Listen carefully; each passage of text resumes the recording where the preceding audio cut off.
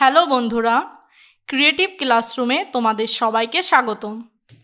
ষান্মাসিক সামষ্টিক মূল্যায়ন 2024, বিষয় ইতিহাস ও সামাজিক বিজ্ঞান, শ্রেণী ষষ্ঠ এর প্রশ্নের উত্তর নিয়ে এই ভিডিওতে আমি আলোচনা করব। তোমাদের শতভাগ সঠিক উত্তর দেওয়ার জন্য প্রশ্নটি তৈরি করা হয়েছে, যাতে তোমরা প্রত্যেকটি উত্তর সঠিকভাবে লিখতে পারো। তাই চলো দেরি না করে আলোচনাটি শুরু করা যাক। কাজ 1-এ রয়েছে চলো সহপাঠীকে জানি। তোমরা ইতিমধ্যে প্রশ্নটি পেয়ে গিয়েছো। আমি প্রশ্ন নিয়ে আর বিস্তারিত আলোচনা করব না, সরাসরি উত্তর নিয়ে আলোচনা করব। এখানে ক-তে রয়েছে প্রশ্নমালা তৈরি। প্রশ্নমালা তৈরি করার জন্য ওখানে দুটো শর্ত দেওয়া ছিল, যে ভৌগোলিক প্রেক্ষাপট ও সামাজিক ও সাংস্কৃতিক প্রেক্ষাপটের আলোকে প্রশ্নগুলো তৈরি করতে হবে। এখন আমরা একজন সহপাঠীর পরিবার ও আলোচনা সম্পর্কে তথ্য সংগ্রহ করব। বৈজ্ঞানিক অনুসন্ধানের ধাপ অনুসরণ করে কাজটি করব। তথ্য সংগ্রহের জন্য আমরা নিম্নোক্ত দুটি প্রেক্ষাপটে প্রশ্ন তৈরি করব। প্রথমে রয়েছে ভৌগোলিক প্রেক্ষাপট। আমার সহপাঠীর পরিবার ও এলাকা কোন ভূপ্রকৃতিক এলাকায় অবস্থিত? ওই এলাকার জলবায়ু কেমন? সহপাঠীর বাড়ির আশেপাশে কী ধরনের প্রাকৃতিক সম্পদ রয়েছে? এরপরে আসি সামাজিক ও সাংস্কৃতিক প্রেক্ষাপট। সহপাঠীর পরিবারের মানুষের ভাষা, সংস্কৃতি, পোশাক, রীতিনীতি কী রকম? তাদের পেশা কী? পরিবারের বিশেষ কোনো উৎসব বা ঐতিহ্য রয়েছে কি? এরপরে আমরা চলে আসি খ নম্বর প্রশ্নে, জোড়া গঠন ও তথ্য সংগ্রহ। আমি বিস্তারিত না পড়ে সরাসরি উত্তরটি লিখে দিচ্ছি। আমরা জোড়া গঠন করে সহপাঠীর কাছ থেকে সাক্ষাৎকারের মাধ্যমে তথ্য সংগ্রহ করব। একে অন্যের কাছ থেকে তথ্য সংগ্রহ করব এবং প্রত্যেক সাক্ষাৎকারে 20 মিনিট করে সময় নেব, অর্থাৎ দুটি সাক্ষাৎকার 40 মিনিটের মধ্যে শেষ করব। এজন্য আমরা সহপাঠীর কাছ থেকে অনুমতি নেব এবং সাক্ষাৎকার শেষে নিচের সতীর্থ মূল্যায়নের রুব্রিক্সটি খাতায় লিখে পূরণ করব। এরপরে চলে আসি গ নম্বর প্রশ্নে, তথ্য সাজাই। প্রদত্ত তথ্য বিশ্লেষণ করে উপরের উল্লেখিত দুটি প্রেক্ষাপটে সহপাঠীর আত্মপরিচয়ের বিবরণ লিখব। এক্ষেত্রে আমাদের ঘ নম্বর প্রশ্নে চলে যেতে হবে, সতীর্থ মূল্যায়ন। পুরো কাজ শেষে আমরা সহপাঠীর কাজের মূল্যায়ন করব। এজন্য নিম্নোক্ত ছকটি খাতায় তুলে কাজটি করব। আমি ছকটি এখানে দিয়ে দিয়েছি। সতীর্থ মূল্যায়নের রুব্রিক্স। প্রথম ক্রমে রয়েছে মানদণ্ড, এর পরবর্তী হিসেবে রয়েছে মানদণ্ড চমৎকার, ভালো, গড়, উন্নতি প্রয়োজন, দুর্বল। এক্ষেত্রে প্রথমে আমাদের লিখতে হবে প্রশ্নমালা, সাক্ষাৎকারের গুণমান, তথ্য বিশ্লেষণ, বিবরণের সঠিকতা, উপস্থাপনা। প্রশ্নে বলা রয়েছে আমাদের ছকটি খাতায় তুলতে হবে, তাই আমরা শুধুমাত্র ছকটি লিখে সেটি খাতায় তুলব। এই প্রকল্পটি আমাদেরকে সহপাঠীদের ভালোভাবে জানার সুযোগ দিবে এবং একে অপরের প্রতি আরও সহানুভূতিশীল হতে সাহায্য করবে। এরপর চলে আসি ঘ নম্বর প্রশ্ন নিয়ে, সতীর্থ মূল্যায়ন। সতীর্থ মূল্যায়নের রুব্রিক্স। এখানে প্রশ্নে একটি ছক দেওয়া রয়েছে, চলো ছকটি দেখে নিই। প্রথমে লিখতে হবে আমার সহপাঠীর নাম, ইউনিক আইডি বা রোল নম্বর। এখানে তোমরা তোমাদের সহপাঠীর নাম, ইউনিক আইডি বা তার রোল নম্বরটি লিখবে। এরপরে চলে আসি আমার মতামত হ্যাঁ নাতে টিকচিহ্ন দেই। প্রথমে রয়েছে আমার সহপাঠী অনুসন্ধানের জন্য বিষয়বস্তু নির্ধারণ করেছে। আমরা উপরে বিষয়বস্তু নির্ধারণ করেছি, অর্থাৎ এটা হ্যাঁ। আমার সহপাঠী অনুসন্ধানের জন্য সুনির্দিষ্ট প্রশ্ন উপস্থাপন করেছি। আমরা প্রশ্ন উপস্থাপন করেছি, এক্ষেত্রেও আমরা হ্যাঁতে টিকচিহ্ন দেব। এর পরবর্তীতে আসে আমার সহপাঠী প্রশ্ন থেকে মূল বিষয়গুলো খুঁজে বের করেছে। এখনও আমরা যেহেতু মূল বিষয় খুঁজে বের করিনি, এই কারণে এটা হবে না। আমার সহপাঠীর তথ্যের উৎস নির্ধারণ করেছে। আমরা পরবর্তীতে হয়তো তথ্যের উৎস নির্ধারণে আরও আলোচনা করব, এক্ষেত্রে এটি হ্যাঁ। আমার সহপাঠী তথ্য সংগ্রহের জন্য প্রশ্নমালা তৈরি করেছে। প্রথমে আমরা প্রশ্নমালা তৈরি করেছি, অর্থাৎ হ্যাঁ। আমার সহপাঠী সাক্ষাৎকার গ্রহণের জন্য আমার সহপাঠীর কাছ থেকে অনুমতি নিয়েছে। হ্যাঁ, আমার সহপাঠী প্রশ্নমালার মাধ্যমে তথ্য সংগ্রহ করেছে। আমরা প্রথমেই দেখেছি যে প্রশ্নমালার মাধ্যমে আমরা উত্তর সংগ্রহ করব, অর্থাৎ এটিও হ্যাঁ। এরপরে সর্বশেষ, আমার সহপাঠী প্রাপ্ত তথ্যকে প্রদত্ত দুটি প্রেক্ষাপটে বিশ্লেষণ করেছে ও মতামত দিয়েছে। এটিও হ্যাঁ। উপরে তোমরা নিশ্চয়ই দেখেছো যে দুটি প্রেক্ষাপটে বিশ্লেষণ করে প্রশ্নমালা তৈরি করা হয়েছে এবং সেই আলোকে উত্তরগুলো করা হবে। তাহলে এরপরে চলে আসি কাজ 2-এ, অতীত ও বর্তমানের সামাজিক অবস্থা।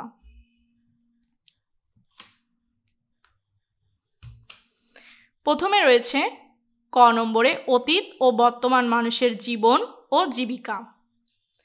তাহলে চলো দেখে নিই অতীতকালে এবং বর্তমানকালে মানুষের জীবন ও জীবিকা কেমন ছিল।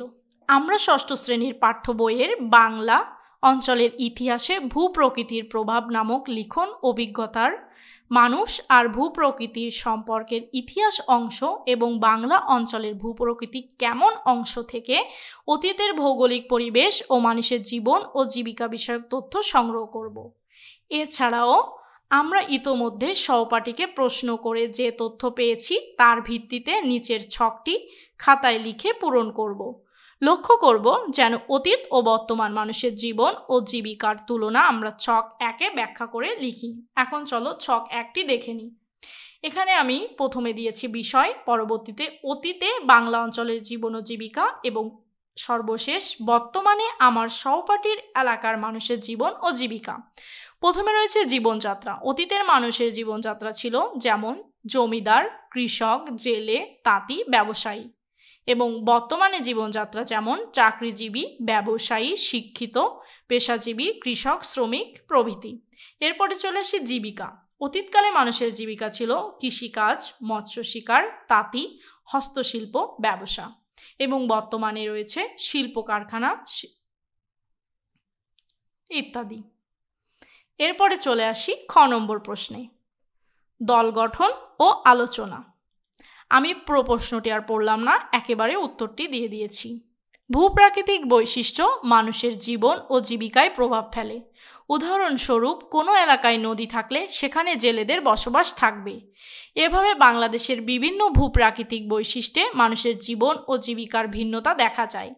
এখন আমরা বিভিন্ন ভূপ্রাকৃতিক বৈশিষ্ট্যের জীবন ও জীবিকা শনাক্ত করে একটি তুলনামূলক ছক খাতায় এবং উত্তরপত্রে লিখব। এর জন্য পাঠ্যপুস্তকের বাংলা অঞ্চলের ইতিহাসে ভূপ্রকৃতির প্রভাব থেকে প্রাপ্ত তথ্য, জোড়াই কাজের সহপাঠী থেকে প্রাপ্ত তথ্য এবং আমাদের চারপাশের ভৌগোলিক পরিবেশ পৃষ্ঠা 62 অংশ হতে প্রাপ্ত তথ্যের ভিত্তিতে আমরা কাজটি করব। তাহলে চলো এখন ছক 2 দেখে নিই। বিভিন্ন ভৌগোলিক প্রাকৃতিক বৈশিষ্ট্য এবং মানুষের জীবন ও জীবিকা। এখানে প্রথম ছকে আমরা লিখেছি ভূপ্রাকৃতিক বৈশিষ্ট্য এবং পরবর্তী ছকে লিখেছি মানুষের জীবন ও জীবিকা। যেমন নদী সংলগ্ন এলাকায় আমরা যেমন মানুষের জীবন ও জীবিকা দেখি, মৎস্য শিকার, নৌকায় পরিবহন, কৃষিকাজ, বন্যা প্রতিরোধ। পাহাড়ি এলাকায় আমরা সাধারণত দেখি জুম চাষ, ফলমূল উৎপাদন, পর্যটন ব্যবসা, মৃৎশিল্প। উপকূলীয় এলাকায় দেখি লবণ উৎপাদন, মাছ ধরার ব্যবসা, নারিকেল ও পান চাষ, পর্যটন শিল্প। বনাঞ্চলে দেখা যায় কাঠ সংগ্রহ, বনজ সম্পদ আহরণ, এবং সর্বশেষ সমতল ভূমিতে আমরা দেখি কৃষিকাজ, গবাদি পশুপালন, শিল্প কারখানা ইত্যাদি। এরপরে চলে আসি কাজ 3-এ, দায়িত্বশীল ভূমিকায় আমি। এখানে প্রথমে ক নম্বরে রয়েছে আত্মপ্রতিফলন। আমাদের সমাজে বিভিন্ন ভাষা, সংস্কৃতি, পেশা এবং রীতিনীতি অনুসরণকারী মানুষের বসবাস করে সবার সাথে মিলেমিশে থাকার জন্য আমার কয়েকটি ভাবনা। এক্ষেত্রে আমরা যে ভাবনাগুলো দেখাতে পারি সেগুলো হলো বিভিন্ন সংস্কৃতি ও প্রথার প্রতি আগ্রহ দেখানো ও শেখা, সকলের মতামত ও অনুভূতির প্রতি সম্মান প্রদর্শন করা, পারস্পরিক সহযোগিতা ও সহমর্মিতার মাধ্যমে সম্পর্ক গড়ে তোলা, সংকীর্ণ মনোভাব পরিহার করে মুক্তমনা হয়ে ওঠা, বিভিন্ন সম্প্রদায়ের সমস্যাগুলো বোঝার চেষ্টা করা এবং সহায়তা করা। এরপরে দেখি খ নম্বরে রয়েছে দল গঠন করা ও আলোচনা। আমি সরাসরি আলোচনাটি তুলে ধরছি। আমরা 4 জনের একটি দল গঠন করব। দলে বসে আমরা ইতিমধ্যে যে আত্মপ্রতিফলন শিখেছি তা শেয়ার করব। এরপর সমাজের নানা রকম আত্মপরিচয়ের মানুষের সাথে মিলেমিশে থাকার জন্য করণীয় নির্ধারণ করব। এরপরে চলে যাই প্রতিবেদন লেখা। এখানে দায়িত্বশীল ভূমিকায় আমি শীর্ষক একটি প্রতিবেদন লিখব। এ কারণে প্রথমে আমাদেরকে যে ছকে যে প্রতিবেদনের বিষয়বস্তুগুলো দেওয়া আছে সেগুলোর উপর ভিত্তি করে প্রতিবেদনটা লিখতে হবে। আমি পয়েন্ট আকারে এগুলো লিখে দিচ্ছি। যেমন আমি কি করতে পারি, এখানে আমার কি কি করণীয় সেগুলো লিখতে হবে। প্রতিবেশী ও সহপাঠীদের সাথে সুসম্পর্ক গড়ে তোলা, বিভিন্ন সম্প্রদায়ের উৎসব অনুষ্ঠানে অংশগ্রহণ করা, অন্যের মতামত ও সংস্কৃতির প্রতি শ্রদ্ধাশীল হওয়া, প্রয়োজনে সাহায্যের হাত বাড়ানো, অন্যের কষ্ট ও সমস্যাগুলো বোঝার চেষ্টা করা। পরবর্তী শিরোনামে ছিল আমি কিভাবে এগুলো বাস্তবায়ন করব। এক্ষেত্রে আমি প্রতিবেশীদের সাথে নিয়মিত যোগাযোগ রাখব এবং তাদের দুঃখ ও সুখের অংশীদার হব। যদি কেউ কোনো সমস্যায় পড়ে আমি নিজে থেকে সহায়তা করার চেষ্টা করব। পরের শিরোনামটি ছিল আমরা সবাই একসাথে কি করতে পারি। আমরা সবাই একসাথে যে কাজগুলো করতে পারি: কমিউনিটি প্রোগ্রাম ও উদ্যোগে অংশগ্রহণ করা, স্থানীয় সমস্যাগুলো সমাধানের জন্য একসাথে কাজ করা, সামাজিক সচেতনতামূলক কর্মসূচি আয়োজন করা, স্কুল বা কলেজে সাংস্কৃতিক বিনিময়ে অনুষ্ঠান আয়োজন করা, সামাজিক সংঘাত নিরসনের জন্য আলোচনা ও সমঝোতা সভা আয়োজন করা। এরপরে শিরোনামে রয়েছে আমরা কিভাবে এগুলো বাস্তবায়ন করব। আমরা যেভাবে এগুলো বাস্তবায়ন করতে পারি: আমরা স্কুলে বা পাড়ায় একটি সাংস্কৃতিক বিনিময়ে অনুষ্ঠান আয়োজন করব, যেখানে বিভিন্ন সম্প্রদায়ের মানুষ তাদের সংস্কৃতি, পোশাক এবং খাবার সম্পর্কে জানাবে। এতে করে একে অপরের প্রতি শ্রদ্ধা ও বোঝাপড়া বৃদ্ধি পাবে। আশা করি তোমরা প্রত্যেকটা প্রশ্নের উত্তর বুঝতে পেরেছো। এই ভিডিওটি এই পর্যন্ত। ধন্যবাদ সবাইকে। যদি কোনো বিষয় বুঝতে অসুবিধা হয় অবশ্যই আমাকে কমেন্ট করে জানাবে এবং পরবর্তী বিভিন্ন ভিডিও পাওয়ার জন্য চ্যানেলটিকে সাবস্ক্রাইব করে রাখবে। আমরা চেষ্টা করছি শতভাগ সঠিক উত্তর দেওয়ার। এই কারণে উত্তরগুলো দিতে হয়তো একটু দেরি হচ্ছে। তোমরা বিচলিত হবে না। সাবস্ক্রাইব করে চ্যানেলের সাথে থাকো এবং বন্ধুদের সাথেও ভিডিওগুলো শেয়ার করো।